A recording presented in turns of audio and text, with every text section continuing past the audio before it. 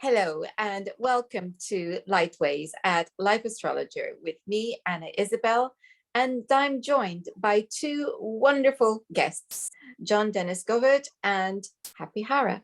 Hello, welcome to the two of you. Hello. So we're happy to see you again. It is lovely because the last time we met, we were doing my other podcast because we were talking about crystals. But as I read your wonderful book, The Chintamani Crystal Matrix. Of course, there's a chapter there about astrology and crystals. So how could I resist inviting you to be on this particular podcast? So tell me all about this connection between astrology and crystals. Where would you begin? Wow, what a big topic. So I think I'm just going to introduce that I work at a resort and I work at and actually Johndennis used to work there too. That's actually how Johndennis and I met, was at it's like a 5-star resort in it's like a health and wellness and healing resort in Tucson. It's pretty famous. Anyway, I do a couple of different sessions there involving crystals, and one of them is something called astrogemology. So at this point, I've probably seen I've done thousands of sessions on this topic, okay? And over time, I've really learned how to examine charts with crystals. And I even consider it something called, I think it's sort of like alchemical astrology. You know, it's gotten to such a point that I'll put the crystals on the chart with all the planets and create kind of like this mandala wheel grid. And the crystals kind of tell me alchemically what the person needs to be doing with that position. That's exciting. Tell us more about how you go about it. I believe you're going to do a little demonstration. Yes, well, and you know, probably before I really kind of get into, we are going to do a demonstration a little later, I specifically on your chart. So it could be really exciting for you, you know. But you know, I also do these lectures at the resort too, and I've been doing them for years. And one of them is even about knowing what your real birthstone is. And I kind of feel like I want to kind of get into that a little bit, because that's generic enough that anybody could apply it. Okay, because there's a lot of confusion about birthstones. And I do another session where, you know, I talk about all the planetary gemstones, which kind of is derived from the kind of like the Vedic tradition of astrology. In India, when they read your birth chart, they start prescribing crystals for you to work with. And of course, they're right there ready to sell them to you too. But I mean, they look at crystals more as medicine than just adornment. And I think in the West, we have kind of forgotten that we think of crystals like, oh, like a pretty diamond ring or a ruby ring or something. We think of it as more as an adornment, but that's not what they're doing in India. They're thinking of it as like, I think the view is like almost like vitamins or minerals for the auric field. And frequently I'll find also in people's charts that, you know, there'll be, you know, an array of crystals. I know iron or calcium in them.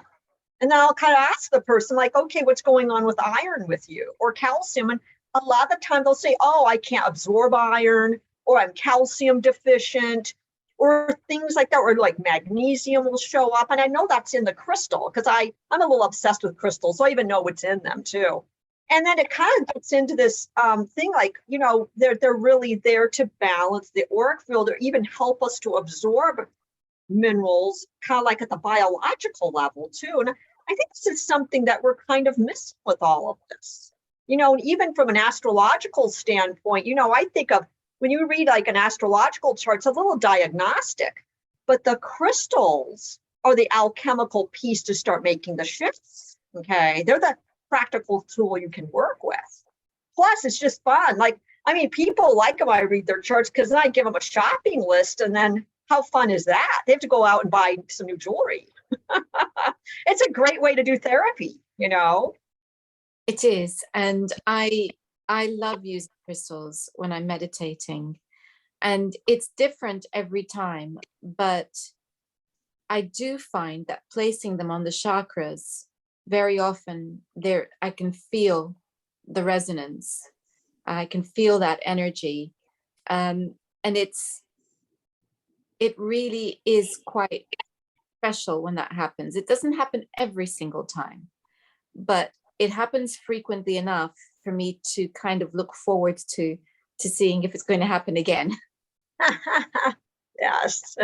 Yeah. Well, I'm glad that you're into crystals. I mean, not everyone is, and but I think like once people get introduced to it and they understand that there is some science to it, it's not just, oh, like, you know, new age magic. It's actually working with crystals and astrology is very old and ancient. It's in all religions, all cultures. I mean, you can even find it in the Bible. The high priest was wearing the breastplate and communicating with God through the Ark of the Covenant. And the breastplate was a part of spiritual technology that he was using to communicate with God. So it's very old, culturally very old, to work with crystals for spiritual enlightenment. Yes, that's the thing, is the idea that there is something here that opens the door to enlightenment, and that perhaps originally that was their intrinsic value before it got translated into just being valuable. But we've forgotten why they were valuable in the first place.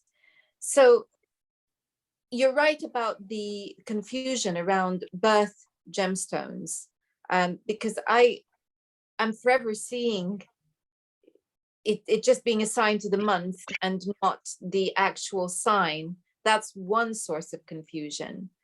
So can you give us a little rundown of what goes with what? Yes. Well, all right. So I'm okay. I'm going to do a test question for you. Okay. I know you're a Taurus. Okay. All right. So what do you think is your birthstone? I always thought it was emerald. And then I started to see other things popping up, which I can't even remember. And so, but I always thought it was emerald. Yeah, and it is. Okay, you're right.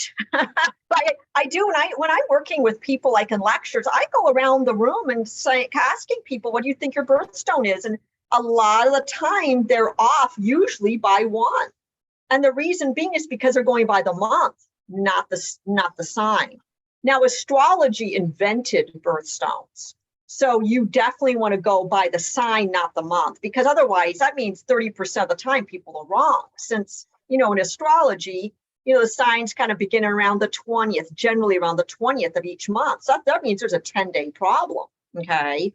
And so, you know, but like, yes, for Taurus, emerald is the correct birthstone. Okay. And, you know, and if you want me to, I'll just kind of go through and say what all of them are. You know, we'll kind of start from the top.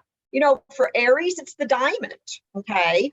You know, and diamonds are classically associated with marriage and matrimony, but that's something that De Beers gave to us through marketing, because they had a lot of diamonds they needed to sell. So they created this incredible marketing, you know, promotion around engagement rings. But diamonds have always been associated with power, with lightning, with like even in like say Buddhist traditions, like the Vajra. Okay, they're almost like lightsabers. So they're almost, you know, you can almost think of them as a little bit like spiritual weapons. Okay, and so that's why Mars, you know, Aries, ruled by Mars, gets the diamond. It's about power, you know, lightning. Okay. You know, and then after that, then there's Taurus, which gets the emerald. But Taurus is an earth sign dealing with growth and plants and the field and cattle. And there's the emerald, which is about abundance. Okay. So it totally makes sense, you know. So the birthstones are really associated with the energies of the signs. Okay. you know, and then what's the next one? Is it Gemini or is it? Yes. Yeah. I was like, I'm going to get tested here. Johndennis is going to correct me along the way here. You know, he's Well, a much one of us will. Johndennis is a much better astrologer than I am. I'm good with crystals. He's good with the astrology. Anyway, so Gemini is the agate. Okay. Now, you know, Geminis like variety though. So this is what I'm always telling Geminis, like, you know, agate doesn't seem like, oh, a super exciting gemstone, but agate is a cryptocrystalline quartz. And quartz kind of rules modern technology. We put it in technology. So I'm always telling Geminis, work with any quartz you want. That means citrine, rose quartz, blue chalcedonies, agates, jaspers. You know, there's so much quartz. So I give them a lot of variety for that one. Okay. You know, I think then the next one is Cancer, which is the pearl. Pearls come from a shelled creature in the water, and Cancer is the crab in the water. Okay. Then we get to Leo, ruled by the sun. They get the ruby. Okay. And then after that, we get Virgo. Virgo, the earth goddess, she gets a green stone called peridot, which is about abundance, fertility, creativity, growth. It totally works with the earth goddess. Okay. And then Libra gets the blue sapphire because they are a mental sign ruling the third eye and the mind. And the blue sapphire does rule third eye. And, you know, and it's also about balance too. Okay. And equilibrium, like mental balance. And then after that, we get Scorpio. That's the opal. And Scorpio is this very intense water sign. And what's interesting about opal is that opal has micro droplets of water inside of it. Okay. So it's a total water stone. All right. So it's really, when you get to know these crystals along with the signs, you realize, well, we're really dealing alchemically with the elements here. Okay. All right. Then after Scorpio, then we get Sagittarius, and that's the topaz, but it's specifically like a golden to orange topaz. Okay. Because Sagittarius is a fire sign, so it has to be one of the more fiery colors, topaz, something that's more warm. Okay. And topaz is the stone of intention too. And Sagittarius with its arrow is pointing towards, they're targeting something. Okay. So the stone of intention helps them with that, helps them to focus. And so then after that, we get Capricorn, and Capricorn gets the garnet, but it's like a red garnet, a deep, rich, earthy red garnet. Garnet has so many minerals in it. It's really incredible. I even consider it like the multivitamin of the mineral kingdom. Okay. So to me, it's like, you know, Capricorn is like deep, rich earth. It's very energetic. It's very powerful. And there you got the red collar too. So it's like power, but it's like a quiet power too. You know, it's not like your normal firestone. It's like a garnet. It's like got lots of minerals in it. So it's really grounding and centering too. Aquarius gets the amethyst, okay, because it is ruling higher spirit, higher mind, collective consciousness. And the amethyst is about spiritual enlightenment and peace. And then finally, last but not least, we get Pisces, which is a water sign, and they get the aquamarine, which is considered the fountain of youth stone. And the stone that's like, I think of it as like the mermaid stone, okay? And there we have the fishes, you know, in the water, and aquamarines. Even the word aquamarine has the word water in it, aqua. So when you analyze all of them, they really, really correspond elementally to what you're dealing with the sign. Wonderful. I like that. And it's nice to know why it is that certain stones are assigned to each of the signs. Emerald, funnily enough, has always been one of my favorites. And as it happens, and I don't wear it every day, but I happen to be wearing it today. And here we are talking about it. So I'm wearing green, and it just felt like today was a good day, and so emerald it is. So yes, emeralds have always been a favorite of mine irrespective of the fact that they were my gemstone. That's always been the case. Okay, so we understand that there's a reason for connecting a crystal or a gemstone to a particular sign, and that it's a long tradition, the assignment of crystals for healing purposes based on the chart. So how do we go about this? Is it that we're looking at a gemstone for the, is it that it's, I guess what I'm asking is, how are we combining the planetary energy and the sign to assign a particular crystal to that combination, I guess is the question I'm really wanting to ask. Well, if we look at like sort of like the generic birthstones, because we kind of like, if people don't want to do like, say, a one-on-one session and they just want to work with the classic 12, then there's another whole set of 9 which is called the Navaratna, with the Vedic stones, and those are the stones assigned to the planets. And I look at those too. Like you're ruled by Venus. So, and Venus's gemstone is the diamond. So I would combine those two, okay? And then I would say, you need a big green emerald surrounded by diamonds, I mean, isn't that nice? Oh. So that's, so I like to do combinations like that, but then I'll go a little deeper.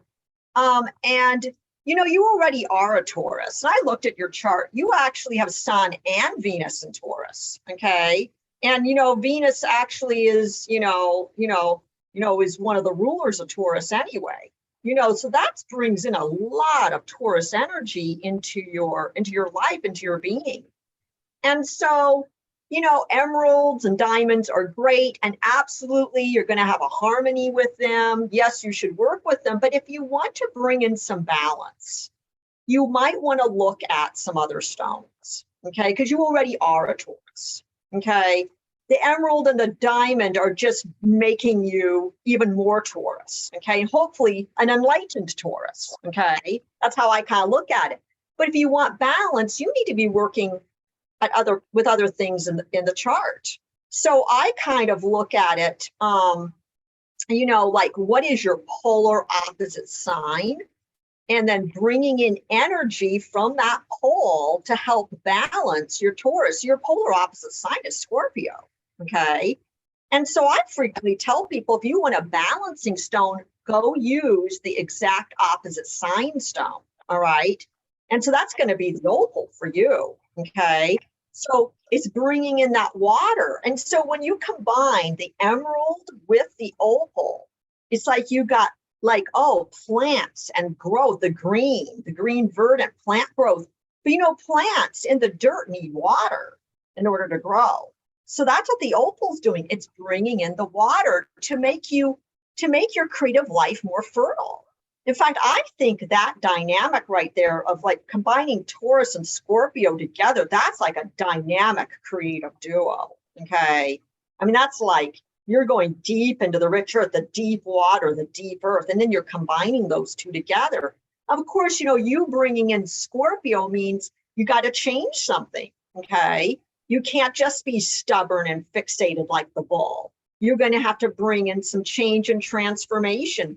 Go with the flow with the seasons, bring in some water, and fertilize your life with your feelings. Don't suppress them or tuck them away, or like you're going to want to fuel your life with them, and have the variety of the opal. It's the thing about opal, it's got so much color play in it. So it's like saying, bring that color play through the feeling function into your life. And that will make you like a more well-rounded, balanced Taurus then. So that's how you would kind of play with that. I like the idea of working opposite, because essentially what we're doing, this is another way of integrating the shadow side as well. So it's bringing that in. And if we're talking about bringing in Scorpio for Taurus, as you say, it's about allowing for the feeling side to come in as part of the driver, rather than it just sitting there festering as a shadow.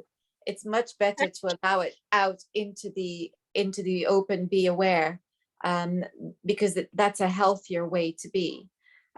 So, and yeah, it's going to get muddy, but out of mud comes life.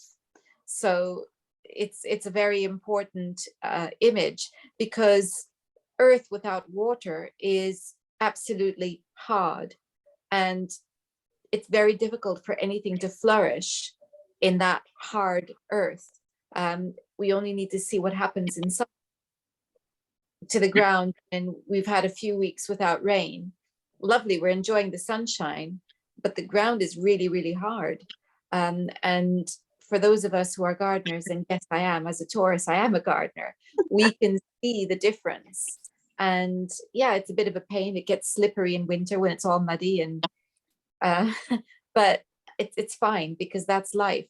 So at so many levels, working with the opposite is a very important part of the healing process, and also of understanding who we are. So I'm very interested that you're actually talking about crystals being used in the same way.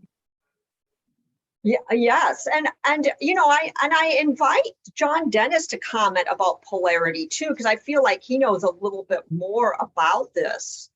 I mean, what can you say about polarity? Well, I'm going to start with just the mono at the moment. At one point, I asked one of my yoga teachers, and I said, what yoga that we've talked about over the years would be the most powerful for me to do? And he said, get the right gemstone. And I said, no, I'll do the work. I mean, I don't need to just wear the gemstone. It's like, I'll do the work. He goes, no, get the gemstone. You know, and he was referring to the gemstone in the Navratna, the Vedic system. And so he was saying, all you need to do actually is get that stone and keep it on you, and it will harmonize the field that's distorted in a sense with your, with the energy. So that's sort of like the main background one to have. And then you can go to the other ones, because the other 9 are always there, right? So whenever you're like looking at your chart and there's, angles that are afflictive or difficult, you can bring those two and sort of like, work with them together. And so, I mean, they can be opposites, but they could be, any of the angles. Doesn't really matter. Because it's pegging at your experience. Am I doing well with these two at the moment, or am I not? Go ahead. So we're talking about harmonizing according to the actual natal chart. But obviously, as we know, there are transits going on, there's progressions, there's lots of things that we're not standing still. So how would we go about, let's say we're going through a Saturn square or a Neptune opposition, how do we make use of crystals to help with that energy? Well, do you mind if I share the screen? No, not at all. Please do. Right. So I want to kind of show something. And these are actually images that come from our book. Okay. And I don't know if that actually came up or not. Here, let me share the screen first. Okay, yeah. Here we go. All right. So I'm going to show this one first. All right. And it says I'm screen sharing. I don't know if you guys can see I can see it. Yeah, I can see it too. All right, great. So this is actually one of the images that comes from our book. Okay. And this one are the three earth signs, you know, Virgo, Taurus, and Capricorn. All right. And I kind of created these images in the book so people could graphically see like say the three earth signs with their crystals. And say if you had a trine in your chart, a trine of earth, okay, you know, like say you've got like, you know, Jupiter and Virgo and, you know, the sun in Taurus and maybe Mars and Capricorn, and they're all like working together like that. You know, you could actually work with those three gemstones, okay, like say using grid work or, you know, wearing these crystals, you know, but it's like you can, you know, what you're doing is you're bringing in like trines are considered very positive and you want to kind of exhilarate that energy. Okay. So because it's kind of triangulated too, it's like it's definitely focused, it's empowering, you know, you're dealing with like, you know, like the focus or focused intention, trying to amplify this. Okay. And each of these will do kind of different things. I feel like Capricorn really gives the fuel and the energy. Virgo is really like this super creative abundance. You know, Emerald is really like the passion of the heart kind of crystal. So you're kind of working with all of that. All right, but now I'm going to show you another image, okay? And let me find this one. All right, now can you see this one? It hasn't changed. Oh, okay. And let's see here. Let me know when you, okay, let me do, wait, you are screen sharing. Uh-oh. All right. Okay. Oh, new share. I think I have to do new share. All right, here, let me do this. Share. All right. Okay, I think you might need to close. Oh, here we go. Yes. Oh, okay. All right. So now what this one is, this is like, you know, all of the fixed signs. So when I was talking to you earlier about working with, you know, how Taurus is connected to the emerald, but then you could go to the polar opposite sign, okay, and then work with the opal from Scorpio, okay? But you can go even deeper into this and work with the squares too. So say if, for example, you have your sun in Taurus and your Jupiter in Leo, and you have a square right there, you know, you could work with both the ruby, you know, from Leo on that say in that sign, and then the sun in Taurus, you know, with the emerald. You could work with these squares, all right? And then the same thing, like, so if you wanted to work with even deeper integration, not just the polarity, but also working with the squares you naturally have with the Aquarius and Leo, you could integrate in even further the amethyst and the ruby too. Does that make sense? Yes, it does. So yes, indeed. Yeah. So if someone's going through let's say Saturn's in Aquarius at the minute, and if you're a fixed sign, you've got it in opposition or you've got it as a square. I'm leaving out the conjunction because, well, actually, no, or the conjunction even. Would you be focusing on the gem that goes with the sign that Saturn is in, or would you be focusing on the Saturn's own gem, or would you be using a combination of the two? I think you should actually use a combination of the two. And I also feel like I want to see the whole chart too, okay, yeah, and see what else is going on with that. But I think a combination of the two would actually be good. And you know, and we kind of, then there's the whole complication of like there's birthstones and then there's the planetary stones too. And there is some crossover with those anyway. You know, like ruby is the stone for the sun, but it's also the stone for Leo, who is ruled by the sun. you know, and so you kind of see that kind of crossover in some of the stones. You know, I mean, the deeper you get into this, the more complex it gets. And crystallography and mineralogy are extremely complex sciences. So once you start getting much, much deeper into this, it really does turn out chemical, which is why it might not be a bad idea to actually consult with somebody, you know. Yes. But if you're just trying to work with these, we created these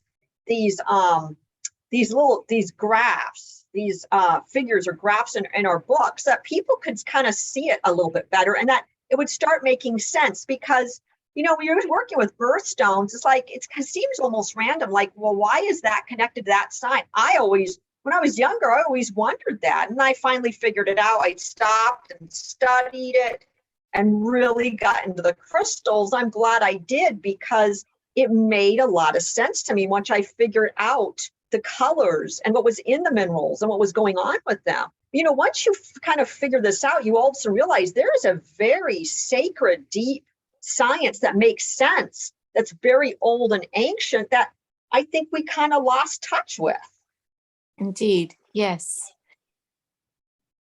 So we're looking at the combining then the planets and as well as the signs that they're in to get that sense of working with that, the energy. So it's and that's a beautiful thing. So you were talking earlier about how you place them around in a chart and how it creates almost like a mandala. Can you give us an example of that?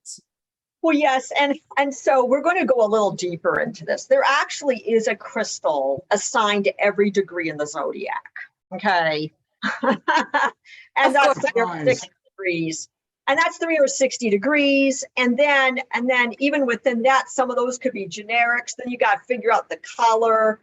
And then there could be other varieties within that. I mean, you could be dealing easily with 1,000 minerals there, okay, and their varieties. So and some of that work, you know, kind of comes from Sabian symbols and numerology. And when I kind of was working with that system, I thought, oh, that's just too precise. But I started working with it, and there was incredible synchronicities with it, okay. Like I thought, oh, there's something to this. And now I've done these charts. I probably have done them thousands of times at this point. And I really love this work, because every time I put a chart down with their crystals, I'll never see that arrangement of crystals and planets ever again. So everyone is a unique imprint of crystals and astrology, okay? And I kind of think of this as one's personal crystal wheel. I even have clients that they'll print out their chart, put all the crystals in their plants, and they put that as a grid on their altar. Okay. Not like, it's like that's their alchemical working grid. Okay. Like that. Yeah. Like that. So what I'll do is so we did your chart. Okay. And so I put it down, I photographed it with the crystals, okay, so that you can kind of see what this wheel looks like. But, you know, I'm going to have to kind of like forewarn you that some of these crystals you may have never heard of, because some of them are rare. They might not be like the common ones. Like, you know, like the birthstones are more the common famous ones, okay?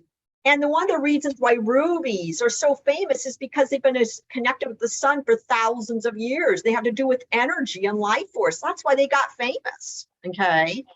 But there's all these other crystals. There's thousands of minerals on the planet. And so people just focus on these few, and then they're depleting the resources on them because they're obsessed, but there's so many more. And that's why I like this system, because it really opens it up. Like, oh, wow, look at all these other minerals. I think it's like, it kind of expands our consciousness beyond the 12 that we think we know, you know? So anyway, I will go ahead and share the screen again. And now this is going to be your chart. All right. And just let me know when you can see that. I can see it. Okay, great. Okay. There it is. hopefully that's your chart. Yes, yep, Yes. that's my chart. Okay. It's a Placidus system. It's a Placidus system. Okay. Well, anyway, so we were talking about Taurus earlier, and there's your sun in the 9th house in Taurus. And there's the sun, and there's Venus in Taurus. So we were talking about that earlier. Okay. All right. But now we're going to kind of get outside the box a little bit and get outside of emeralds and diamonds. Okay. And think of this as like, since there's 30 degrees in Taurus, there's like 30 shades of Taurus, and there's 30 different crystals too. But now in this system, it's not just about lining you up with the energy of Taurus, okay? Actually, in this system, it really is about integration. And it's about what mineral do you need there that's going to either heal, balance, or enlighten Taurus there. And really, the healing or the balance, deciding on which one it is really depends on other angles in the chart. And it also is kind of like where you at in your life. This is your natal chart. Of course, this doesn't really shift, but what shifts is you. You're the one who shifts. So how that crystal is used, you might use that crystal for healing when you're younger, but if you've done your work as Taurus, then all of a sudden that crystal later in life could be something about your enlightenment. So crystals will work at the level that you are at, okay? They work on your healing first. And so when we look at your sun right here, there's a rare crystal that shows up there. It might be one you've never heard of. It's something called Brazilianite, okay? And it's this kind of like very clear yellow crystal right here. Of course, it gets its name because it's mainly found in Brazil. And it's got lots of phosphorus in it, okay? And whenever I see a crystal predominantly made of phosphorus, I always automatically think, oh, this is a little bit about creativity, fertility. Phosphorus is found in fertilizer. This is like a fertilizer stone for you. And look, you already told me you're a gardener. So we can already connect the two right there. And it's in Taurus too. But it's so you kind of need that water from Scorpio that we already talked about, but you also need fertilizer too, okay? And this is your fertilizer stone. It's a beautiful chunk of fertilizer right here. But it's got lots of phosphorus. It's a golden yellow, which is also telling me a little bit like, oh, work with the solar plexus, the seat of emotion.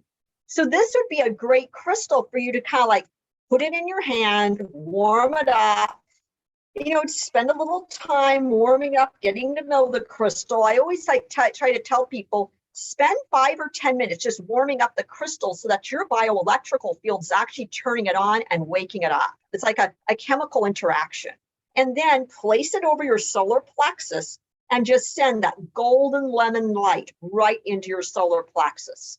Now that could be because you need to do that to heal yourself emotionally, maybe work on your digestion, okay?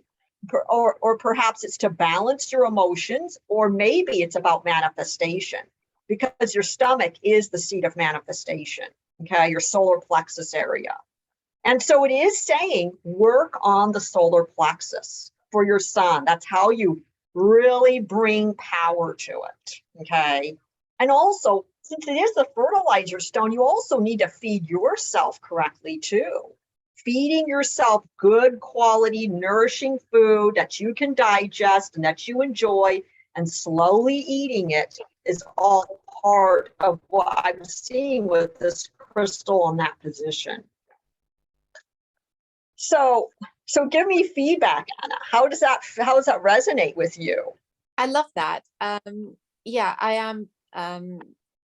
Although Taurus is already known to be a bit of a gourmet, I think for me it's about pleasure and health, and I am very particular about where my food comes from, and I am very particular about making sure that it's the highest quality in terms of being organic, because I want those minerals in there, and I want it to be as nourishing as possible. I am so particular that my dog, I cook for him. Now that began because he has allergies, but now because I know so much more, I do cook for him. So I'm that particular that everything that's in my care, it's about nourishing in the truest sense of the word, but it also has to Well, be delicious. so see what's going on with this. If you weren't doing that, then this crystal would be about healing. If you are doing it, then it's about manifesting it. And it's like you're empowered with it. So at this stage in your life, and the fact that you are doing what you're saying, okay, is think of this stone as like, wow, this is like empowering me further. I can use this to even do more with my solar plexus. It's definitely a solar plexus stone. And I kind of want to pay attention to, like, getting into angles. You got a square to Jupiter and Leo right here. So here you have, like, your sun is at 2445. Here is Jupiter at 2640. So you got this square going on. And oddly enough, on your Jupiter, your crystal is citrine over here. Okay. And, if you didn't know better, if you had a piece of Brazilianite in one hand and a citrine in the other, you'd think they were the same crystal. All right. But they have very, very different chemical structures. One's more phosphorus, the other one's more of a silicon dioxide, which is the quartz. Citrine is like a lemon yellow quartz. But they're both like this kind of transparent lemon yellow color. Okay. The Brazilianite has a more of a lemony green tone. Citrine can be a little bit more lemony orange, but they're both, more in the yellow color. So I find it very interesting that on that square, on both crystals, you're dealing with the color yellow and you're dealing with the solar plexus. And so if you were going to work on that square, and that's very important because, Johndennis, isn't this a T square right here? Yes, it is. Yeah, Okay. This is a really important angle for you to work on in your chart, to bring it into balance and work through whatever, obstacles or struggles that might present. So we really want to look at whatever crystals are showing up in that T square, because you don't want to work with all three of them together. So right there is the citrine again. It's about the solar plexus. Your emotions, the seat of emotion, are showing up again. And also, citrine is also a crystal of manifestation too. And it's about creating happiness and joy in your life so that you're manifesting through those feelings. Okay. But then if we continue the T square, let's go looking now at Neptune. Now here's Neptune in Scorpio. And we were talking earlier about you bringing Scorpio in and working with it, with your sun in Taurus. And there's Neptune. Neptune's forcing you to do it anyway, because you have an opposition between Neptune and the sun right here. Okay. So there's Neptune in Scorpio. All right. That's big water there. You're not just dealing with any ordinary planet in Scorpio. You're dealing with Neptune. Okay. So that I wouldn't be a bit surprised if you're deeply psychic. Okay. So, but with this right here, now you have something called chlorite in quartz. So this is a little piece of quartz that has this green mineral in it called chlorite, which is, I think of chlorite in quartz as like a mineral that can work really well with plants. In fact, it wouldn't be a bad idea. I've even told this to people. Take chlorite in quartz and even put it in your plants because they'll grow better. Okay, because there's been studies that show that you put quartz in plants, they actually grow better. But then if there's chloride in it too, that really ramps it up. Now, I've also found that chlorite in quartz is really good for dealing with people who might be coming from families where deep healing is needed. Okay, and that whatever role you are playing in that family, you are a healer in the family dynamic. Okay. And because this is Neptune, this is going to be big. It's going to be a big energy. So it's like you're healing when you heal whatever your internal family wounds are. When you heal them, you're helping the whole family. Okay. And so this would be a good crystal to actually put over the heart and deal with deep deep wounds in the heart too. And in doing that, it helps you be more fertile, grounded, and growth in life. So in working with this T-square, I'd highly recommend working with all three of these in combination. Wow, so that's really lovely. And what strikes me is that they're quite similar hue, really. There's nothing there that clashes. It looks like different gradients of the same color almost. Well, yeah, because you're dealing with yellow from citrine, then you're going to the green yellow of the Brazilianite, then you're going to the green inside the clear quartz. So you're really dealing, if you're dealing with chakras, it's in a kind of narrower band. Yes, it's lovely. And actually, I do quite a lot of work on my solar plexus. That's really interesting. So what you could do is put the citrine on your solar plexus, put the fluorite and quartz on your heart, and then put the Brazilianite between the two. Yeah. And you could do that alignment right there. And that actually kind of helps you to work on that T-square. So I would love to hear Johndennis's perspective on this, because he taught me T-squares. Yeah, that's because I've got two sets of them. You know, it's a personal difficult experience. Well, I mean, you've given her the key. I mean, it's essentially whenever, so now we get to the transits, of course. So whenever Jupiter gets, activated in some kind of way, whether it's positive or negative, that's when you get out, you get out the Jupiter stone and work with it for the period of time that Jupiter's active, which is usually like, sets of 6 weeks, plus or minus, and maybe 3 times a year. So, I mean, that's how I work with it, I guess. And then I also just work with it with, the energies in my hands. If I don't have the right quartz or mineral, things like that, then it's just, put that over your navel or your heart, in this case, the Leo. But I mean, you're always trying to rein in the energy from, going down the river and hitting that T-square spot. Yes. Yes, indeed. So that's obviously one of the more important configurations in the chart, but there's also this grand trine in Earth as well. And I'm just looking at what you've put there as crystals. Is that an amethyst that you've got there with the moon?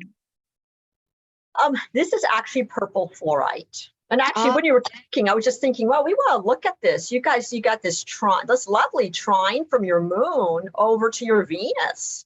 How nice is that? And then you're right, the grand trine, and it's kind of like, then we've got like Pluto and Uranus here in Virgo. And wait, is the trine really to your ascendant? Is to the ascendant, yeah. Yeah, I only looked at your planetary stones. As long as your birth time is accurate, there is a stone aligned to all the house cusps too. But that's a whole nother layer. I always do that as a second session for people, because it's too overwhelming. There's wheels within wheels. Yes, if we were looking at this trine right here, Moon Venus, which I mean, that's great for feminine energy and creativity. Okay. You got it grounded, which means you're doing something with it too. All right. Like you're working it, you got like your creativity is flourishing, and you're actually doing something out in the world with it, in a practical sense. So I know you're gardening, but you're also doing YouTube videos. So, we know it's true. Quite a lot. And so here is your moon in Capricorn. Now you got fluorite here. So fluorite is can be a light purple way to a very rich, deep purple. It's a very soft mineral. It's like a hardness of 4 on the Mohs scale. And so you can even scratch it with your fingernail. It's that soft. And it kind of cleaves and squares and triangles and tetrahedrons and stuff like that when they cut it and stuff. But anyway, so this is like little tetrahedron right here, but it's got both calcium carbonate and fluorine in it, okay? And actually, I think of fluorite. This is a great way to think of fluorite. Fluorite is the crystal that makes things flow, okay? So think about fluorite, okay? That would be a good way of remembering what does fluorite do, all right? And this is great because you have your sun in Taurus and you've got your moon in Capricorn, and those are kind of earthy, kind of stubborn signs, okay? And, the moon in Capricorn, might need a little extra nourishment and water right there. We're back to the water, okay? Because the moon loves to be in water, and there she is in Capricorn, okay? I mean, she can do a bunch of stuff there. She's going to be like, you can really put her to work there. But also you need to also nourish and take care of yourself and create that flow. So I do think of fluorite as like if you're stuck, emotionally stuck, or your life is stuck, or you're too stubborn, you're getting in the way of your own progress. Fluorite is great because it gets things to start moving. I actually think fluorite's really good for getting the chakras to get unstuck and start moving again. Now, because it's purple, I also kind of think this is like getting up into the upper chakras, the higher consciousness, your crown chakra. And it's saying, don't just do material things. You're not just here to be successful or make money or do material things. You're here to help to spiritually awaken and help others spiritually awaken too. All right. And it's kind of saying, so don't just take that ambitious side of Capricorn and do practical with it. Be ambitious about your spirituality and make that flourish in your life. Okay. And that's why that's there. Okay. I love fluorite. It's actually one of my favorite crystals. I own entire cases of it. It comes in all colors. It's a beautiful mineral. And then we get into this lovely trine. Here's Venus and Taurus. She loves being there. She's nourished there. She's creative. She's beautiful. She's the goddess, So Anna, you're a goddess, And then what you have here is wolfenite, okay, which is a very bright lead-based mineral. So this is not one I tell people to put in their hands, put in their drinking water or stuff like that, because there is lead in it, okay? So, some crystals that actually have really bright oranges in them can have like lead, like orpiment has some toxic minerals, and that's a really bright orange mineral. You got to be careful with certain minerals. And so it's not the toxic part that we're really talking about here. I think what's going on here is really pay attention to the color. Wolfenite, orange wolfenite is one of the most brilliantly colored minerals. And it's very popular among collectors. I mean, wolfenite can go for a lot of money, okay? If it's got the right kinds of blades. I mean, mineral collectors will pay thousands of dollars for it, okay? And it's going to be like these brilliant orange. It's really amazing what nature creates. So really pay attention to the orange here, okay? And orange is the sacral chakra. Venus loves that, okay? Because now we got the creative goddess going, all right? And I think when I see that, because I think Venus in Taurus is very nourished right there, I think for you, I think that's a step into your goddess role and really create. Don't suppress yourself. Don't tone it down to this earth energy. Really step into it, okay? And you can use these two in combination. I kind of like that.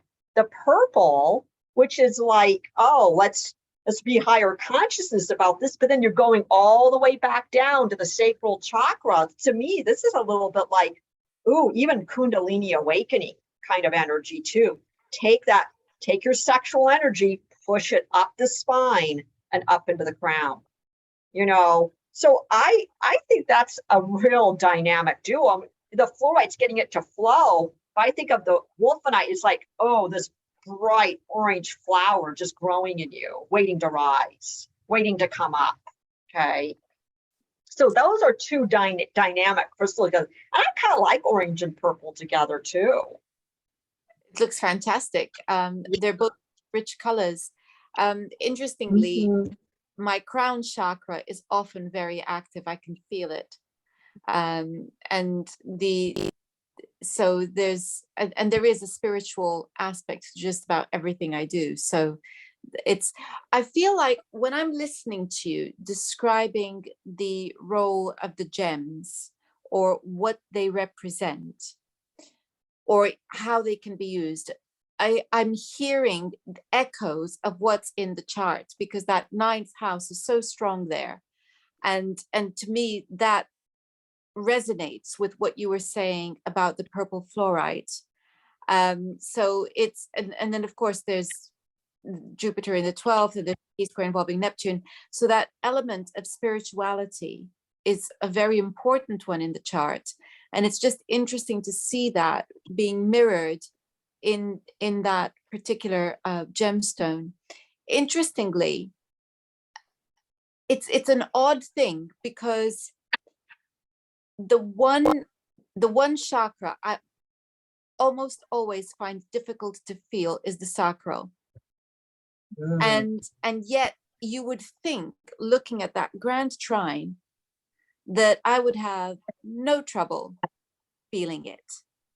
So I'm now interested in seeing if I can get hold of a bit of that beautiful orange gemstone wolfite, to see what that is the unlocking that's needed there.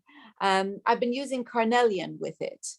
But it's just interesting. Well, you know, and I sometimes, if I don't have any wolfenite, because it is kind of a rare mineral, and that is a real one right there. But if I don't have any wolfenite, or if I'm dealing with somebody who's just getting introduced to crystals, I will tell them, get a really bright orange carnelian, because you can work with that. The problem with the wolfenite is that it is on the toxic. It's kind of toxic. Okay. Yeah. So I'm not sure you really want to put it on your solar plexus and hang out with it. But you know, it's one of those kinds of minerals, just having a piece on your desk and meditating with it, you know, just visually, I think is enough anyway, because it's so intense. And you know, whenever we're dealing with more toxic minerals, there's two ways of looking at this. Is there something toxic in your life that has blocked you from really manifesting, from really opening up your sacral chakra? Okay. Is there like toxic relationships, a toxic childhood? I mean, you know, whatever that could be, could be something like that. But then, you know, the alchemists were really into taking lead and refining it into gold. And I think that's even the deeper lesson here, is that what in your experience in your life, deep within yourself, that do you need to transform the lead into gold? Okay. And I think, and then once you turn to do that, I mean, I think that's the deeper lesson with the wolfenite, is that you're transforming base matter into the gold of enlightenment. I love that. And that draws my eye then into the 8th house with Saturn sitting there, because that theme of unlocking something that's deep down, I would say, comes to mind. Well, so I want to ask John, I would love to ask Johndennis about this. Okay. Like, you know, like Johndennis is the one who taught me that Saturn actually presents lead. Is that right? Yes, Well, it represents, yeah, a bunch of minerals, calcium especially. Yeah. Mm-hmm. Because it's kind of like Saturn's like this base lead chakra, and you're trying to convert it, rise it up because it's dense, you know. So there's something kind of Saturnian about that wolfenite too. Okay. and that's You know, why I brought it up, because again, it's another example, because what I'm fascinated as I'm looking at the chart and I'm listening to you is how each of the minerals, the gemstones, is echoing something in the chart, is echoing a planetary Mhm. configuration in the chart. And that's why my eye was drawn to Saturn, because you were talking about lead, and it's there in that 8th house, and it's yeah, it's an Well, interesting one to work with. Well, if we want to go a little deeper into this, this to me is a very important position. Saturn conjuncting your north node, no less. So now we're kind of getting into themes of, you know, even your evolution in this lifetime. Okay. And, you know, in the Vedic system, you know, the north node is the head of the dragon and the south node is the tail of the dragon. Okay. So then this is more, a little bit to me like your conscious evolution. What is your work here? Okay. Yeah. And how to lean into that. And there it is in Aries. Okay. And so it's like you know, there you are as a Taurus, but somehow you got to get some fire in there. Okay. Which, you know, in alchemy, fire is, you know, burning off the dross. You know, fire is the quickest way to enlightenment. Okay. Because it's fast. And so there's like, you got to bring in the fire. So then there's your north node. Now, interestingly, because you mentioned amethyst earlier, this is where the amethyst is. It's actually Cape amethyst, which is a certain kind of very light colored amethyst from Africa. Okay. Now, you know, rather than just like, oh, I've got to get my amethyst from Africa, I'm not saying you have to do that, but you want to go with an amethyst that is lighter in color. Okay. Like, you know, maybe in the lavender tones. You know, you don't want to do that deep Uruguayan amethyst. Okay. So it's a lighter one.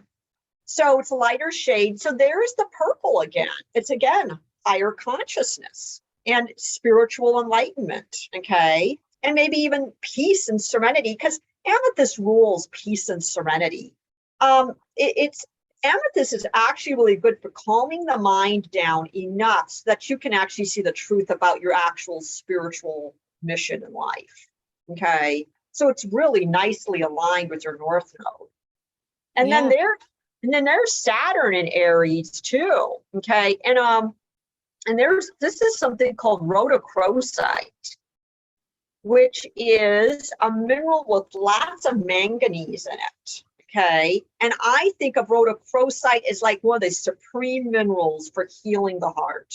Okay. And especially deep heart wounds, like say the deep heart wounds we got when we were children. Maybe our parents hurt or disappointed us, or the family did, or maybe karmically we're just born with a broken heart. Okay.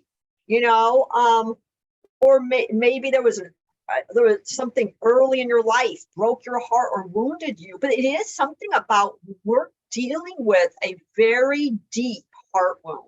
This is one of the best minerals for that. And you take the rhodochrosite, you put it right over your heart, and your hand is warm over your heart with the crystal right there, and just send this rosy pink light filled with unconditional love to heal that wound inside the heart. Now, I mean, I don't know anybody who has not had a broken heart. So, I know. So, but for you, since this is Saturn, karmically, this is something that you really, like, you got to work on, even if it means a deep heart wound that you got to help heal for the collective, starting with yourself moving forward, okay? Somehow Saturn wants you to work on this wound, and he wants you to be a heart warrior about it because it's Aries. You got to lean into it, and you got to like be a warrior about your heart, you know? And so, and then to me, this is about opening up the higher heart chakra too, which is like actually a little bit above the heart. because we're dealing, now we want to combine the purple with the pink. I would work with those two together, like have one in each hand, the amethyst and then the rhodochrosite in the other. Or you could put the rhodochrosite over your heart and have the amethyst in your hand warming up, because it is a quartz anyway. When you warm up quartz, it sends out a harmonic wavelength. So I work with those two together, and somehow that dynamic duo is like really opening you up to what is my mission as a heart warrior in this world. And look, it's in the 8th house. It's about transformation. It's just about deep transformation, like dying to your old wound and reawakening to your healed self. Yes, and interestingly, of course, that is a large part of the work that I do as a hypnotherapist and past life regressionist, is exactly helping people to do that. So it comes into the work, and Saturn, as we know, is always about work. I'm conscious of time, but I've noticed that there is a crystal placed in the opposite where there is nothing on the chart. So is that the south node that you've highlighted? Yeah, that's the south node. Sometimes it doesn't print right here, but it's the opposite of the north node. This is the south node, and in the south node, I do kind of think of like, being kind of a little bit like the unconscious patterns that can trip us up sometimes, and that we'd actually need some extra insight, like, oh, what are we coming into in this life that we're patterning, that we're not even conscious of, that can sometimes be, wagging the tail of the dragon. We want to be more conscious about what we're doing. But here's this right here that's like, oh, what's going on over here in this hidden zone? And of course it's in the 2nd house, which is, I know what they say it's about money, but I think of it deeper as about your value system. So it's something you got to get your value system in the right place, and you got to value yourself too. But and the crystal there is something called Vesuvianite, which is if you need a crystal that would work energetically similar to that, it might be like a green jade. Okay. But Vesuvianite, to me, even more than jade, is really about creativity of the heart. And so that stone right there, I frequently think of as the antidote to the south node. In other words, saying, how can I, get a handle on this energy right here? It could be problematic for me, okay? And this crystal helps you. And so since it's in Libra, it's a little bit about, maybe not people pleasing so much, It really is about acting out to the truth of your heart. And then that green crystal is like, what are you passionate about from your heart? What is your heart's truth? And lean into that, okay? And less into the superficial side of Libra, because I sometimes become concerned the south node can take on the toxic side of that sign, and so it's like, don't pretend like everything is okay. In other words, be the heart warrior. And if you look at this, is pink and green. You've got rhodochrosite and Saturn over there across the street with the fluorite. And then the other one across the street from there is this green one. So it's like pink and green. And that to me is like the yin yang of the heart. The pink is like the feminine ray of the heart. The green is the masculine ray of the heart. So I'd work with those two together just to kind of bring your nodes into balance, or really all three of these. These are another dynamic trio for you if you're working on your nodes with Saturn in your life work. Love it. Well, I am digesting everything that you have said, and I said digesting thinking about Taurus. That's a good word. I'm taking it all in, and I think I need to say thank you very much indeed, Hapi, for your wonderful demonstration of how this fascinating combination of crystals and astrology work. I think it's so inspiring, because it's very often, and you quite rightly said it at the beginning, where you were talking about how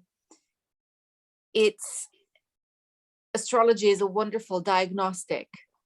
But here you also have the prescription to help with the diagnostic. And those of us who are working with astrology as healers as well, as I am as a hypnotherapist, then this is a beautiful tool that you're using for healing purposes as well. So I'm so pleased and so grateful that you were able to join us to talk about this wonderful tool of yours. Oh, yes. Well, I mean, it's fun. It's fun to talk about crystals with astrology. Absolutely, absolutely wonderful. So thank you very much indeed. And I think if you would like to stop sharing your screen now. Mhm.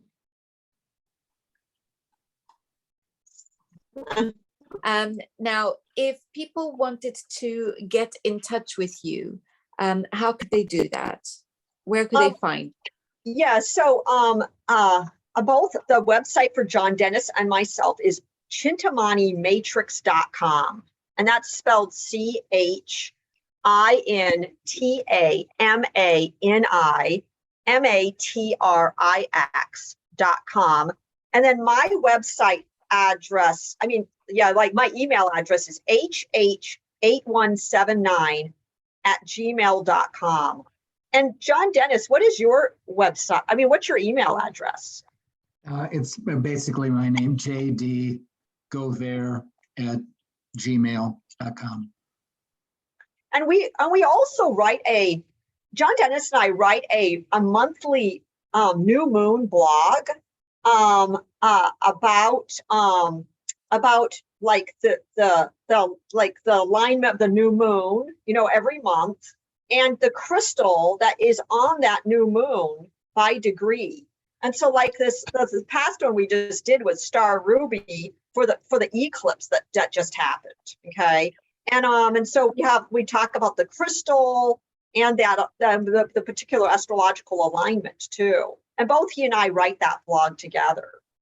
Fantastic. Well, I shall be putting all of this in the description box, along with a link to the Chintamani Crystal Matrix, that wonderful book that got me introduced to the two in the description box as well. Thank you very much. Oh, thank you, Anna. And thank you all for watching. Now, next time, we're going to look at the mind-body connection in the chart. Until then, goodbye.